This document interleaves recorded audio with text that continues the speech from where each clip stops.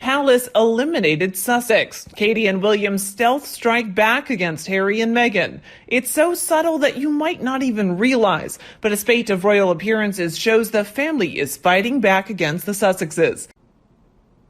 When you think of guerrilla fighters, the image that might come to mind is of the beret-wearing revolutionaries crawling through the jungle as they fight to overthrow some corrupt government.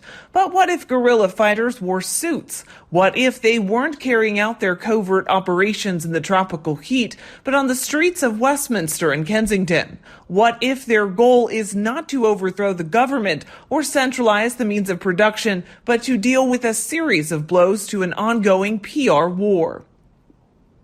This week, the royal saga as Harry and Meghan, the Duke and Duchess of Hypocrisy, made a strong appearance on the cover of Time magazine's 100 Most Influential People. Social media outlets had a field day mocking questionable image and any hopes that the outing could cement their status as leaders on the humanitarian stage. The globe has been dissipated in a flurry of memes. But there's quite a bit more going on in Planet Royal, which in aggregate could suggest that the firm has failed to deliver on the threat from the rebellious, loosely laid-back duo. The first clue here came last week when Camilla, Duchess of Cornwall, was appointed patron of Nigeria's first sexual assault referral center. The next day, the 74-year-old praised brave female journalists in Afghanistan.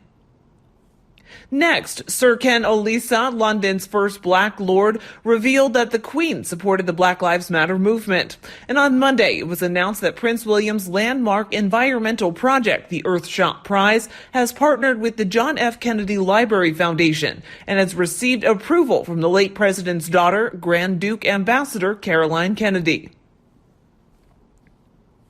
On Thursday, Kate, the Duchess of Cambridge, appeared after a mysterious 66-day absence from the public to thank servicemen involved in the UK's evacuation from Kabul.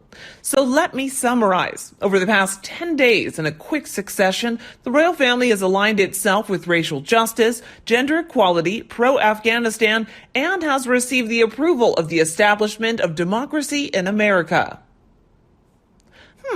Does this particular territory remind you of what some other well-titled pros have done? Reminds you of, say, the affairs and work of the two Oprah members who love green juice, yoga, texting with the royals? Consider the royals' recent moves and whether they're strategic or purely accidental. The palace has managed to encroach on the philanthropic territory that Harry and Meghan have painstakingly built over the years. Sure, the Sussexes are not subject to climate change. Greta Thunberg and Dame Emma Thompson will have something to say about that. And likewise, William has long advocated for environmental issues and domestic violence as one of Camilla's areas of focus. For 16 years, she worked as an HRH. But that doesn't change the fact, once again, intentionally or by accident, there's now something about a charitable land grab going on with the royal house and succession. Sussex's statements now make similar claims. The aftermath of recent push out of Charity of London could have an unfortunate consequence for the Sussexes. Around the end of October or November, they're expected to return to work after taking a 5-month sabbatical following the birth of their second child, daughter Lilibet, in early June. With the U.S. and much of the world reopening, there's every chance we'll eventually see them after a few false starts, but the Tesla pedal into the metal. The focus of what will be establishing themselves as natural, critical world leaders on a range of core issues like, you guessed it, racial equity, gender equality, climate change, conservation, and support for veterans. One could postulate several reasons for the move. Windsor is where the Queen prefers to live as her home, as opposed to Buckingham Palace, which is her office, a move closer to the grandmother. So being closer means they can provide more support to her and be closer to render assistance if required. From the family point of view, the Queen is 95. Her son, Charles, is in his 70s, while Prince William is approaching 40. So moving closer to the Queen can be viewed as family moving to protect their land. On more political views, Williams, closer physically, can help understand the complexities involved in being a monarch, and learning from the best is usually a very good move. He then becomes a very useful assistant to his father when the Queen eventually passes. Harry could have played his part in supporting his family, but he and his wife have chosen to go in a different path, and there does not include the support of family traditions and responsibilities. They may be upset, but this is a consequence of their decisions. Now, instead of a clear path for them to move forward, truly take ownership on these fronts, Harry and Meghan face being forced to engage in a protracted PR battle with the royal family. In fact, only a finite number of eyeballs, charitable donations, and retweets for any cause can be obtained at donations, and retweets for any cause can be obtained at a time. This month's events are likely to set the stage for a race to see who can come out on top. I think we can agree that being forced to share wearing crowns, polo ponies, or fine art is no longer a deal for anyone to participate. There is more of a threat here to the Sussex family than to the Windsor family, as their work to establish the brand and public identity of the United States after neglecting royal life. Without the reflected light of being able to use their HRH and market themselves as royalty, veil at Sussex Royalty and its 10 million followers, the couple must now teach a nation to rebel against a recrown, what they represent and why they matter. A project can also have impact on their future earning potential. You know, Netflix deals aren't for life. That campaign has become more difficult now that the Windsors have come, perhaps by accident, to their ability to actually plant flags on some of these fronts. Or to put it another way, on both sides of the Atlantic, we have members of the Queen's family trying to vie for the same mountain of charity.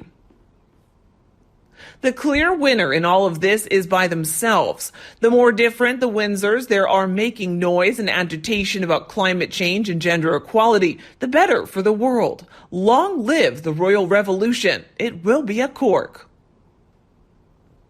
It's really unimaginable that Meghan Markle went from a basically unknown human being to the cover of Time magazine in 5 years, but it's done nothing for anyone but herself and only spouted negativity.